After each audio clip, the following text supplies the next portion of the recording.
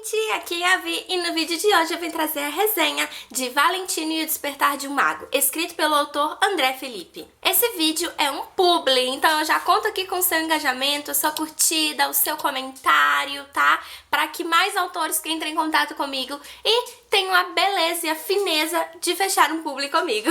Essa é uma fantasia nacional que vai trazer a história de Valentino, um órfão que vai parar, assim, por algumas desventuras da vida, né? Ele tem 13 anos e vai parar numa casa de acolhimento de órfãos. E ele é muito insatisfeito lá, ele é muito rebelde, ele não gosta das pessoas que lá estão, enfim. Até que um dia, depois de uma partida de futebol em que ele fica um pouquinho estressado, aparece no quarto dele uma gênia, que ele acaba descobrindo ser sua madrinha.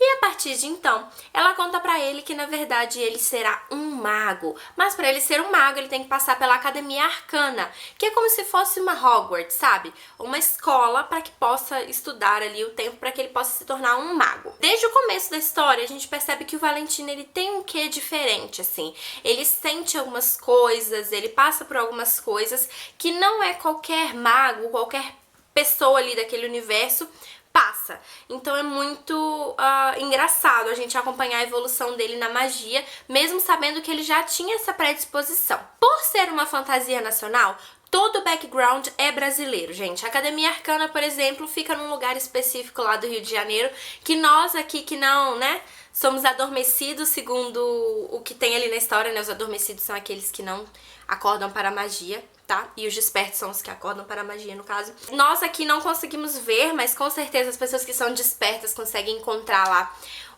a Morana, né, que é o nome do lugar, e a Academia Arcana, consequentemente. E é super interessante ver isso, pessoal, porque além de ter as referências nacionais, assim, dos lugares, até porque o Valentino, por exemplo, ele é brasileiro, ele mora lá no Nordeste, nós temos outros personagens do livro que vêm de outros lugares do Brasil, e não só essas localidades, pessoal, mas também a temática. Nós temos o Saci Pererê, nós temos a Yara, nós temos elementos do folclore brasileiro, e enriquece não só nossa cultura, mas também o livro, propriamente dito, porque nós brasileiros nos identificamos bastante. Além de ter essa questão aí do folclore brasileiro, eu peguei também muitas referências a Harry Potter. Também vi muitas referências, assim, a contos de fada. Por exemplo, a Gênia me lembrou muito Aladdin. Tem algumas partes que me lembram muito Alice também. Eu peguei vários quês, assim, de histórias de contos de fadas que eu gostei disso bastante também. Agora tá, voltando pra história, pessoal. O Valentino vai lá pra essa escola, né, pra essa Academia Arcana, junto com a madrinha que o matricula lá. Porém, chegando lá, ele descobre que ele, na verdade, é um sem sangue. Sem sangue são aqueles magos e, né, pessoas do universo da magia ali, do universo que o autor criou, que são pessoas que são filhas de seres humanos adormecidos normais. Não tem um pai desperto, por exemplo, ou uma mãe desperta, por exemplo, não. São todos adormecidos, ou seja, ele é como se fosse a Hermione, sabe, de Harry Potter. Eu tô tentando relacionar pra vocês entenderem melhor. Que é aquela pessoa que o pai e a mãe não tem nenhuma relação com a magia, porém, ele nasceu mago. E aí, gente, à medida que a gente vai acompanhando a entrada dele nesse universo, ele vai conhecendo outras pessoas, né? Nós temos outros personagens aí nessa história. Mas uma coisa muito interessante é o plot da história. Estão tendo vários ataques de um ser aí chamado Papa Figo, porque ele come o fígado das pessoas. Eu tenho a impressão que é tipo um chupa-cabra, sabe? Mas é o Papa Figo. E aí, esse Papa Figo, ele tá, né, assombrando aí esse lugar, tá atacando várias pessoas diferentes, tá contribuindo aí pro terror desse universo.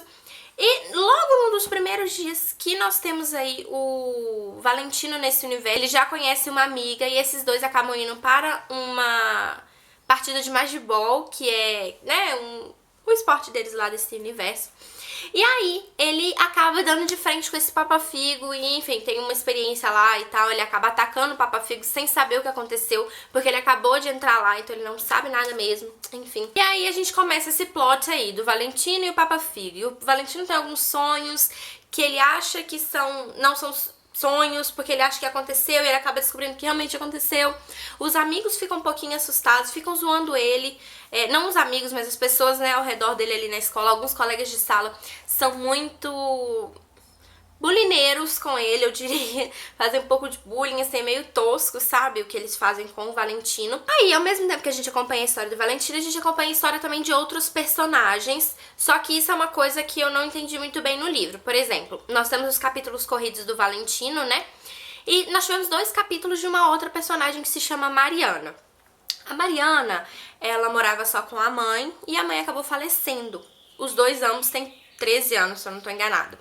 E aí, o pai da Mariana sempre foi longínquo, ela não conhecia ele, até que um dia ela sonha com ele, vai até o espelho que encontrou com ele no sonho e descobre que ele chamou ela pra ir morar lá em Morana também, junto com ele, estudar na Academia Arcana, porque ela é também maga. E aí tá, tipo, a gente acompanha um pouquinho da história dela, ela falando sobre a entrada dela nesse universo, mas eu não entendi a necessidade de capítulos específicos dela. Por quê? O Valentino, ele tem vários amigos, não só a Mariana, e apenas a Mariana recebeu capítulos focados nela, entende? Então talvez, como é uma saga, né, como eu disse, é a saga da Academia Arcana, e esse é o primeiro livro, talvez nos próximos a gente vá entendendo mesmo qual a função da Mariana ali na história, porque que ela tem capítulos exclusivos.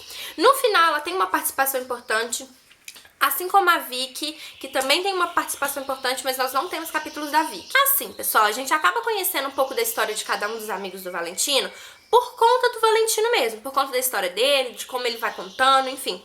Mas eu realmente não entendi a função de ter um capítulo específico da Mariana. Qual a diferença entre ela e os outros personagens ali na história que fazem com que ela tenha exclusividade. Mas, como eu falei, é uma saga, quem sabe nos próximos a gente entende essa questão. Uma outra coisa que eu gostaria de pontuar aqui é a questão do prólogo e do epílogo. O livro tem vários capítulos, né? São capítulos super tranquilos de ler, porque a escrita do autor ela é muito boa. E outra coisa que eu gostaria de destacar também é que a escrita é extremamente imagética. Eu começava a ler, eu ia de ponta cabeça, assim, pra dentro de mim mesma.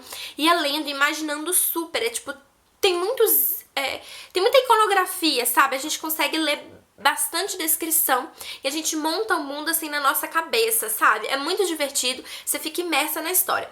Apesar de os capítulos serem mais ou menos grandes, assim, tem cerca de 20 páginas cada um, que não é super grande, mas assim, é grande, passa super rápido, porque você vai lendo e a imagem vai formando na sua cabeça e você vai sendo imerso na história de uma maneira que você não consegue sair.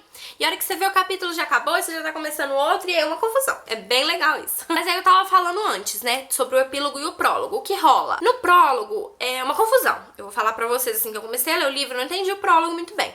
Mas é prólogo, né, gente? Geralmente os prólogos a gente não entende mesmo, não. Mas aí quando chegou no epílogo, eu meio que saquei o que estava acontecendo no prólogo.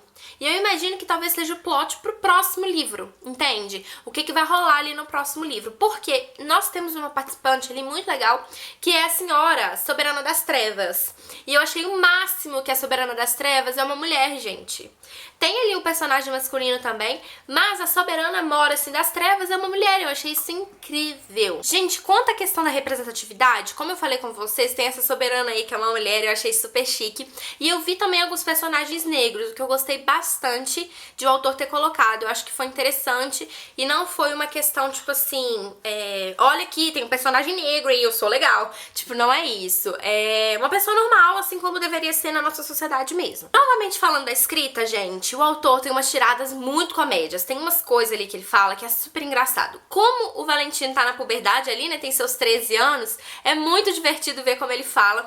E é muito divertido ver como é uma coisa bem nacional mesmo. As tiradas que ele dá, as gírias que ele usa são muito BR mesmo. Eu achei super legal também. Falando sobre BR ainda, eu achei super divertido que o autor brinca bastante com as coisas que a gente tem. Por exemplo, o Enem. O Enem tá na história, só que ele não é o Exame Nacional do Ensino Médio, ele é Exame Nacional de Ensino Mágico. Eu achei super legal. E tem também o ProUni, que é, deixa eu ler aqui, Programa Universal para os Desprovidos. Eu achei sensacional ele pegar essas tiradas assim BR, pegar umas coisas que a gente tem no Brasil e inserir na história dele de maneira a ser, né, mágico. Uma coisa que eu notei, pessoal, além de todas as outras que eu falei, é que o livro tem muito detalhe. Eu entendo isso porque é um livro de fantasia, o autor tá criando um universo novo e a gente ainda não conhece o universo dele. Então ele precisa sim dar muitos detalhes. Só que eu achei que às vezes ele deu detalhes demais de algumas coisas e deixou outras coisas de lado. Por exemplo, no começo do livro a gente acompanha todo o calendário das aulas e tal. E a gente vê como é que vai ser, enfim, tem todos os nomes diferentes lá. Mas aí, ao longo do livro, ele vai dando detalhes de como são as salas, de como são as aulas e tal, mas eu senti que algumas partes desse calendário ficaram perdidas. Eu não acompanhei todas as partes do calendário, entende? Que ele colocou lá. Então não sei né, por que ele colocou ali, enfim, eu fiquei meio perdida nesse sentido. Mas é aquela coisa, né, tem um universo novo pra criar, ele precisa situar a gente, então talvez seja esse o problema. Eu gostei bastante, foi um livro nacional, autor independente, foi uma história super legal, eu gostei bastante, senti muitas semelhanças com livros que eu gosto, como eu falei, eu percebi várias cenas, assim, que me remeteram a Harry Potter, também a outros contos de fadas, então eu recomendo muito pra você que gosta de uma fantasia e pra você também que gosta de histórias adolescentes, porque também foi bem divertido acompanhar os relacionamentos sociais deles ali. Gostei bastante. Agradeço demais ao autor pela confiança no meu trabalho e também pelo convite em realizar essa leitura. Eu vou deixar o link da Amazon aqui embaixo para o livro, deem uma olhadinha, ele está no Kindle Unlimited, então dá uma procurada, aluga esse livro lá, começa a ler que eu tô te falando que você vai gostar. Não se esqueçam de se inscrever aqui no canal, de me seguir nas redes sociais, de avaliar o vídeo, de deixar um comentário, por favor, porque esse aqui precisa de engajamento, esse vídeo, tá bom? Porque é meu primeiro publi. Um beijo e até o próximo vídeo. Tchau!